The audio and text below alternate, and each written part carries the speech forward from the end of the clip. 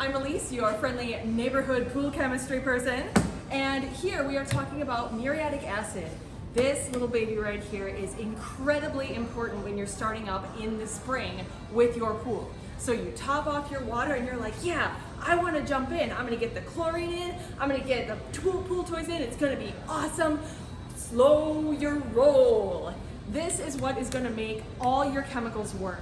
In Wisconsin, your alkalinity is through the roof when it's coming out of your hose.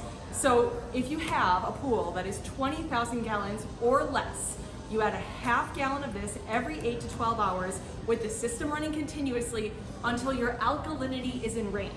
If you have a pool that's more than 20,000 gallons, you can do a gallon every 8 to 12 hours. Most people around here need 6 to 8 gallons in the spring to get their alkalinity into range. This is totally normal. When you're done, your pH will probably be too low. A couple pounds of pH up is exactly what you need to get that balanced without adding alkalinity.